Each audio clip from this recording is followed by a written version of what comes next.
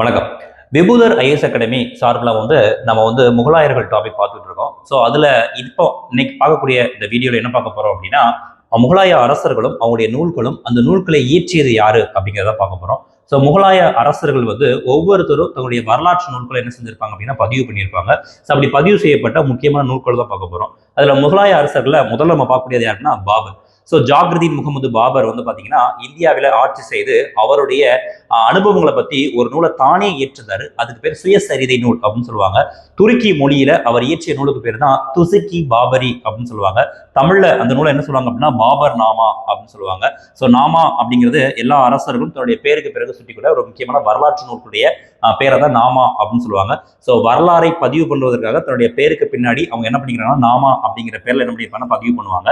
So Babur தன்னுடைய வரலாற்று நூலை பாபர் நாமா, அதாவது துசுக்கி பாபரி அப்படிங்கிறது துருக்கி மொழியில் எழுதிய நூலை தமிழ்ல என்ன சொல்றோம் அப்படின்னா பாபர் நாமா அப்படின்னு சொல்றாங்க. ஸோ அந்த நூலை இயற்றியது யார் அப்படின்னா அவர் தான் இயற்றியிருப்பாரு. அது ஒரு சுயசரிதை நூல். ஸோ பாபர் நாமாவை இயற்றியது யார் அப்படின்னா பாபர் தான் இயற்றியிருப்பார். ஸோ அவருடைய பையன் ஹுமாயூன். ஸோ ஹுமாயூனுடைய வரலாற்று நூலை ஹுமாயூன் நாமா அப்படிங்கிற பேர்ல வெளிவந்திருக்கும். அந்த நூலை இயற்றியது யாரு அப்படின்னா பாபருடைய மகளும் ஹுமாயூனுடைய சகோதரியுமான குல்பதன் பேகம் அப்படிங்கிறவங்க இயற்றியிருப்பாங்க. ஸோ பாபருடைய ஒரு மகளும் அவருடைய ஹுமாயூனுடைய சகோதரி தான் யார் அப்படின்னா குல்பதன் பேகம். அவங்க தான் தன்னுடைய சகோதரருடைய இந்த வரலாற்று நூலை பதிவு பண்ணியிருப்பாங்க.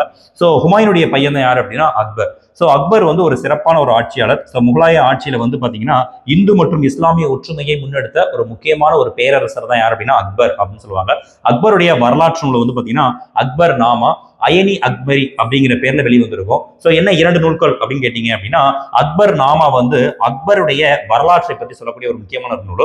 அயனி அக்பரி அப்படிங்கிறது அவருடைய ஆட்சி நிர்வாகத்தை பற்றி சொல்லக்கூடிய ஒரு முக்கியமான நூல். இந்த இரண்டு நூல்களையுமே இயற்றியது யாரு அப்படின்னா அபுல் பாசல் அப்படிங்கிறவர் தான் என்னுடைய பேர் இயற்றியிருப்பாரு. அக்பருடைய பையன் தான் யாரு அப்படின்னு கேட்டீங்கன்னா ஜஹாங்கீர் அப்படின்னு சொல்லுவாங்க.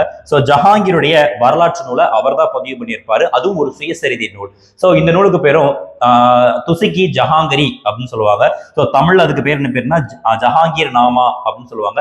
இந்த நூலை இயற்றியது யார் அப்படின்னா ஜஹாங்கீர் தான் இயற்றியிருப்பாரு. இது ஒரு சுயசரிதை நூல். நெக்ஸ்ட் பாத்தீங்க அப்படின்னா ஜஹாங்கீருடைய பையன். ஸோ அவருடைய பையன் தான் யார் அப்படின்னா ஷாஜஹான் அப்படின்னு சொல்லுவாங்க.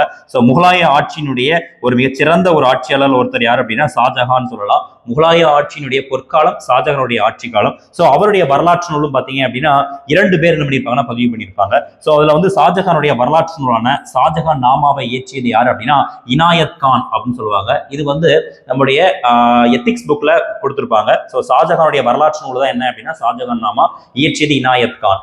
ஸோ நூல் பாத்தீங்கன்னா ஷாஜஹானுடைய இன்னொரு சிறப்பு பேராக என்ன பண்ணியிருப்பாங்கன்னா பாதுஷா நாமா அப்படிங்கிற பேர்ல அவருடைய வரலாற்று நூலை பதிவு பண்ணியிருப்பாங்க. இரண்டு பேர் பதிவு பண்ணியிருப்பாங்க. அவங்க யாரு அப்படின்னா முகமது வரிஸ் அப்படிங்கிற ஒருத்தரும் அப்துல் ஹமீத் லஹோரி அப்படிங்கிற இந்த இரண்டு பேரும் தான் என்ன பண்ணியிருப்பாங்க அப்படின்னா பாதுஷா நாமாவை ஏற்றிருப்பாங்க. இது இரண்டுமே பாத்தீங்க அப்படின்னா ஷாஜஹானுடைய வரலாற்று நூல் அப்படின்னு சொல்லுவாங்க. ஸோ கடைசியா பாத்தீங்கன்னா முகலாய அரசினுடைய கடைசி பேரரசர் தான் ஹவுரங்கசீப். இந்த ஹவுரங்கசீப்புடைய சிறப்பு பெயர் தான் என்ன அப்படின்னா ஆலம்கீர் அப்படின்னு சொல்லுவாங்க. அந்த ஆலம்கீர் அப்படிங்கிற பேர்ல இவருடைய வரலாற்று நூல் பதிவு செய்யப்பட்டிருக்கும். ஆலம்கீர் நாமா அப்படின்னு சொல்லுவாங்க. ஆலம்கீர் நாமாவை இயற்றியது யார் அப்படின்னா முகமது காசிம் அப்படின்னு சொல்லுவாங்க. ஸோ இந்த கொஸ்டின் பாத்தீங்க அப்படின்னா ரொம்ப இம்பார்ட்டன்டான கொஸ்டின். ஏன் அப்படின்னு கேட்டீங்கன்னா 2021 குரூப் 1ல கேட்ட ஒரு முக்கியமான ஒரு கொஸ்டின் தான் என்ன அப்படின்னா இந்த கொஸ்டின். ஆலம்கீர் நாமாவை இயற்றியது முகமது காசிம் அப்படிங்கிற ஒரு கொஸ்டின் நம்முடைய ப்ரீவியஸ் இயர்ல இந்த கொஸ்டினா கேட்டிருக்காங்க.